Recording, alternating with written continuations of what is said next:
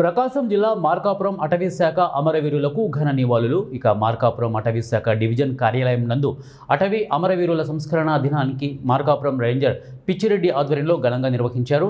ఈ కార్యక్రమంలో మార్కాపురం రేంజర్ సిబ్బంది, ఇక డివిజనల్ కార్యాలయ సిబ్బంది పాల్గొని అమరవీరుల చిత్రపటానికి ఘనంగా నివాళులు అర్పించారు.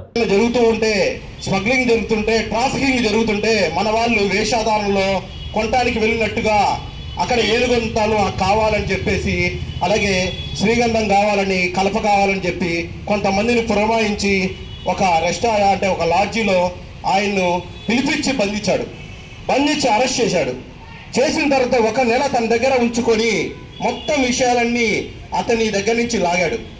అయితే అతను మన యొక్క స్టాఫ్ యొక్క కొంచెము అంటే అశ్రద్ధ వల్ల ఆయన ఏం చేశాడంటే ఒక నూనె కావాలని చెప్పేసి ఆ నూనెను ఒంటికి పూసుకొని చిన్నగా తనకున్న కప్స్ని, అంటే అప్పుడు అరెస్ట్ చేసి ఉన్నప్పుడు కప్స్ ఉన్నాయి, ఆ కప్స్ని చిన్నగా తీసుకొని అతను పరారయ్యాడు. అంటే అప్పటి వరకు అతన్ని పట్టుకున్న అధికారి అనేవారు లేరు. ఒక్కసారిగా అతనికి విపరీతమైన కోపం వచ్చేసింది. ఎవరి మీద అంటే మన పందులపల్లి శ్రీనివాస్ మీద. ఇతను ఎవరు, నన్ను పట్టుకున్నంత ధైర్యం ఉందా అని. అతనికి ఆర్థికంగా కొంతమంది పలుకుబడి కూడా ఉంది, అయినా కానీ నన్ను బంధించాడు, అరెస్ట్ చేశాడని పగతో అతను ఊగిపోయి అడవిలోకి వెళ్ళిపోయి దాక్కున్నాడు.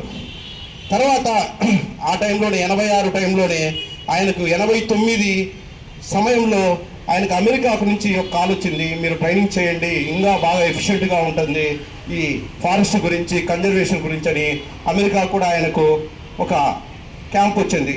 ఆ ట్రైనింగ్కి వెళ్ళిన సమయంలో మన యొక్క ఒక తమిళనాడు ఒక ఐఎఫ్ఎస్ అధికారి అయిన చిదంబరం అనే ఆఫీసర్ని ఈ వీరప్పను కిరాతకంగా చంపేయడం జరిగింది.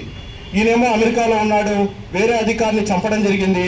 అది ప్రభుత్వ దృష్టిలో, కేంద్ర ప్రభుత్వ దృష్టిలో ఇది చాలా ఘోరం అనిపించింది. ఇంత ఘోరంగా చంపుతున్నాడు ఇతన్ని మనం